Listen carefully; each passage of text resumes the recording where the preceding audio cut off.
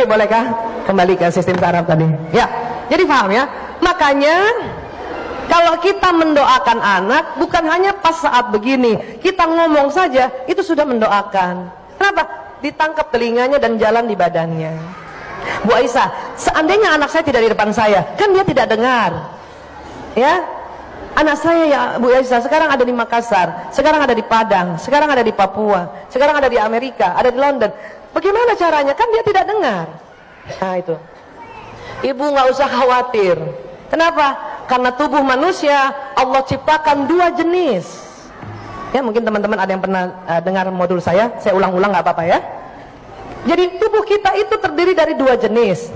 Ada yang namanya badan seluler. Coba ibu pegang dulu badannya bu. Yang ibu pegang itu namanya badan seluler.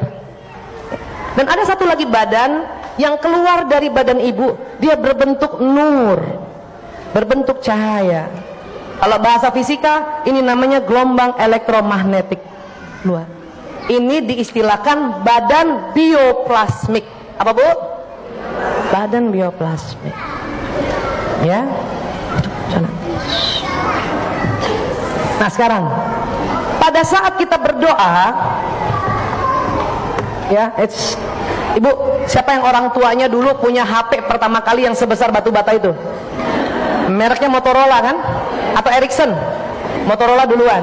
Kenapa? Karena yang menemukan namanya Martin Cooper tahun 73. Dia karyawan dari Motorola. Waktu dia bikin telepon genggam itu, dia terinspirasi tubuh manusia. Jadi dia ngikutin tubuh manusia. Kenapa? Kata Martin Cooper, manusia itu ada sinyalnya. Kita harus bikin telepon yang ada sinyal. Kenapa? Karena dulu pakai kabel. Makanya disebut telepon seluler. Paham ya bu? Artinya apa? Artinya manusia adalah gadget yang lebih canggih dari buatan manusia. Paham sampai sini? Cuman memang sayangnya waktu kecil kita nggak belajar tentang teori badan bioplasmik. Itu kita terlambat. Ya, di Jepang, di Cina dan di India belajar SD-nya nggak cuman belajar yang badan seluler tapi ada badan bioplasmik. Makanya orang Cina, orang Jepang sama orang India, kalau dia mengatakan sesuatu, dia yakin terjadi. Kenapa? Karena dia tahu badannya ada sinyal. Dan tugas sinyal ini membawa pesan omongan kita. Makanya anak-anak Jepang dan anak-anak Cina tuh, kalau dia bilang, saya jadi menteri, dia yakin bu. Kita nggak begitu. Kenapa? Kita terlambat belajar badan bioplasmik. Ibu, karena jamaah besar, karena doanya juga luar biasa, doakan saya jumpa Pak Nadiem sebagai Menteri Pendidikan Kebudayaan. Amin kan bu? Amin. Saya mau jumpa beliau, saya mau bilang tolong SD belajar badan bioplasmik.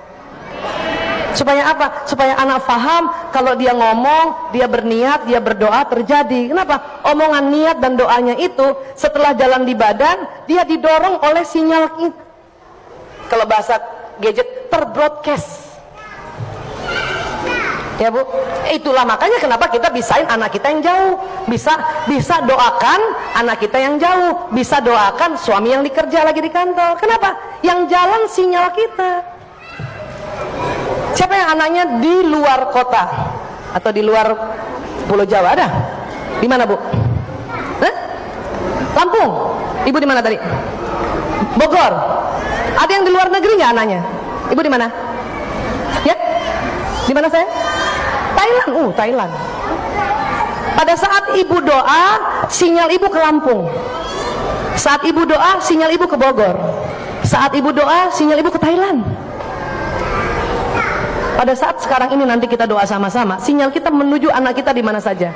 Dan kita doakan suami, sinyal kita menuju suami di mana saja. Walaupun badan seluler kita, badan kasar kita di tempat ini, di masjid ini. Masya Allah. Itu makanya doa itu bisa dilakukan.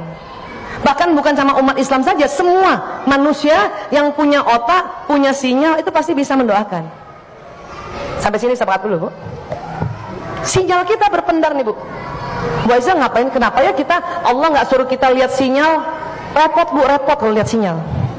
Kenapa repotnya? Sinyal kita panjangnya setiap detik berubah. Kalau ibu bisa lihat sinyal saya, ini sinyal saya begini bu. Repot nggak bu? Puyeng. Kalau badan seluler, dia tidak cepat berubah. Saya, misalnya saya beratnya 70 kilo, nggak tiba-tiba jadi 80 atau tiba-tiba jadi 50, enggak bu. Makanya bisa dilihat. Sampai sini paham ya Bu? Sinyal takdirnya nggak bisa dilihat dengan mata telanjang, dia harus pakai alat. Ya, tapi ada beberapa orang yang dilahirkan dan Allah kasih bakat bisa melihat sinyal. Memang nggak banyak. Ini yang disebut anak indigo. Siapa yang punya anaknya indigo Bu? Jangan dimarah-marahin Bu. Berarti dia Allah kasih anugerah, tinggal diarahin. Kalau dia bisa lihat sinyalnya yang baik-baik, ya itu lebih baik. Tapi kalau dia belum sanggup lihat sinyal yang buruk-buruk, itulah kita ruqyah atau diajarkan untuk meruqyah sendiri. Tapi itu maksudnya Allah ciptakan anak indigo agar manusia ingat kembali bahwa ada sinyal di tubuh manusia dan sinyal di tubuh alam semesta ini. Paham ya Bu? Nah ini.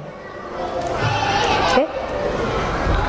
Sinyal sudahlah bergerak terus, nanti bersaing dengan provider-provider, bersaing sama Indosat, bersaing. Makanya nggak usah lihat. Tapi harus yakin. Kenapa? Orang gadget aja kita yakin, ya Bu? Ibu gadget untuk apa gadget Ibu? Untuk komunikasi bukan? Ibu misalnya WA saya pas mungkin lagi di Makassar, misalnya ya. Ibu di sini. Kok bisa sampai pesan Ibu sampai di Makassar? Kok bisa? Lewat apa? Diantar apa? Diantar sinyal. Sama doa kita, niat kita kenapa bisa terjadi? Karena diantar oleh sinyal. Sinyal yang mana? Di tubuh kita. Masa sih Bu Aisyah? Bisa lihat? Bisa. Pakai alat? Iya. Namanya foto aura. Dulu pakai foto Kirlian tahun 1939. Pertama kali foto bisa melihat sinyal itu oleh Profesor Insinyur Semyon Kirlian. Dia orang Rusia. Makanya Amerika sama Eropa percaya bahwa tubuh kita ada sinyal. Kalau Cina dari dulu sudah percaya. Kenapa? Mereka banyak yang bisa lihat. Makanya banyak ya pengobatan Cina dia pakai energi, pakai sinyal. Gitu. Coba Ibu ginikan tangannya. Anget nggak Bu? Anget. Sekarang pendek dulu pendek. Anget. Anget. Di pipi. Anget Bu. Nah, itu karena ada gelombang yang keluar. Ya. Berapa meter Bu Aisyah? Jadi sinyal ini berlapis-lapis. Ya, sinyal ini berlapis-lapis Bu. Dia ada 7 lapis. Ya, tapi saya ajarkan ya 1, 2, 3, 4 lapis saja ya. Yang paling dekat sama kita, coba Ibu gini kan mukanya. Terasa Bu? Nah, itu namanya gelombang eterik. Eterik, dia pendek sini. Nanti agak panjang sedikit, sekitar 1 meter. Itu namanya gelombang astral. Biasanya berwarna sesuai watak Ibu. Ya, astral. Panjang lagi bisa sekitar kalau kita lagi sehat 5 meter, 6 meter, 6 meter ke kanan, 6 meter ya ke kiri, depan 6 meter, miring-miring 6 meter, 6 meter, sehingga kita ditutupi atau dilindungi dengan gelombang energi ini. Itu namanya ya kausal, gelombang kausal. Eterik ini yang melindungi kita.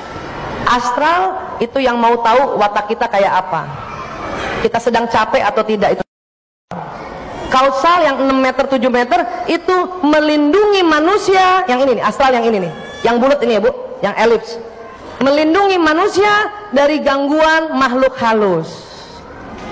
Apa makhluk halus Bu? Hah? Makhluk halus itu virus, bakteri, parasit.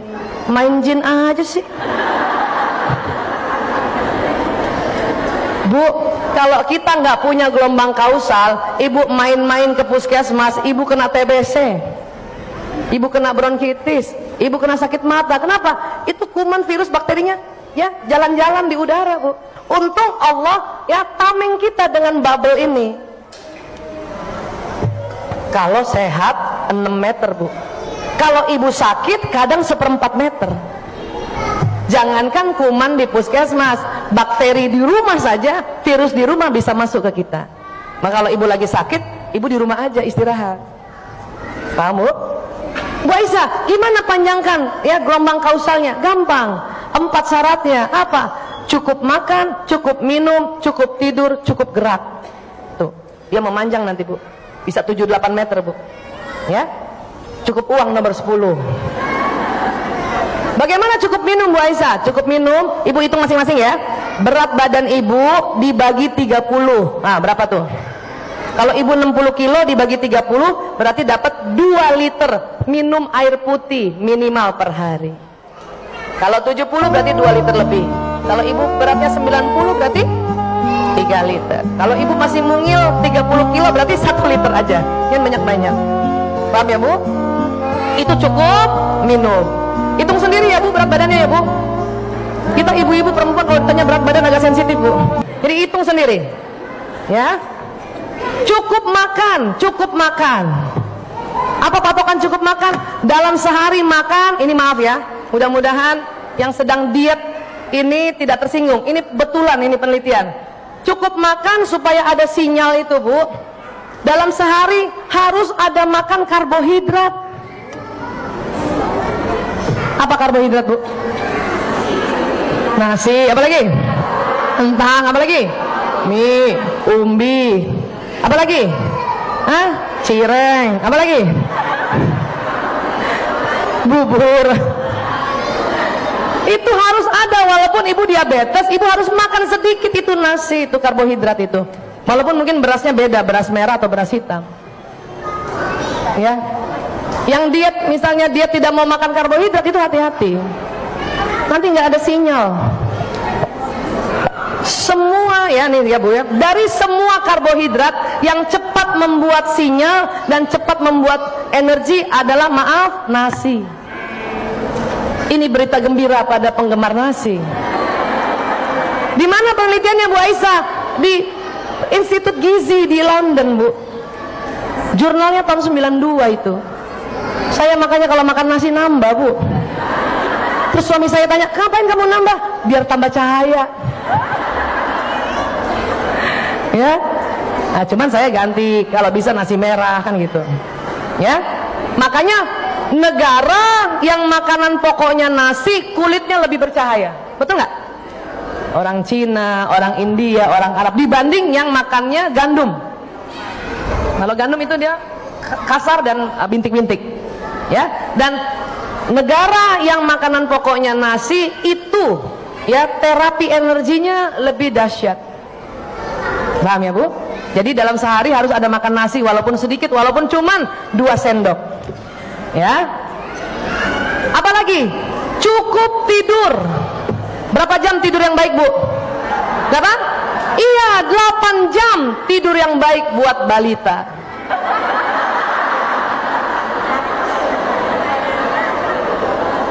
Bu, kalau kita jadi ibu-ibu 8 jam kelamaan bu. 4 jam aja cukup ya. 5 jam cukup. Patokannya apa? Bangun subuh tidak sakit kepala. Itu berarti cukup tidur. Paham ya? Cukup gerak bagaimana patokannya? Kalau punya rumah tipe 36, dalam sehari ibu putari tipe 36 itu 5 kali, itu cukup gerak. Apalagi rumahnya yang lebih tipe 36.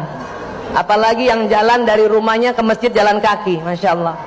Apalagi yang sering jalan-jalan di mall, itu juga cukup gerak. Ya. Buat kita keluarga muslim, sholat 5 waktu saja itu cukup gerak bu. Paham ya bu? Bu Aisyah, saya kurang minum, ya, cukup makan, kurang tidur, cukup gerak. Apa yang terjadi? Gelombang kausalnya memendek, mungkin cuma 2 meter.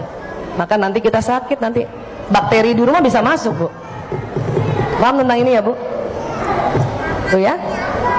Makanya mengapa dalam Islam, ya, dalam Islam itu kalau sholat kita harus rapat softnya, ya.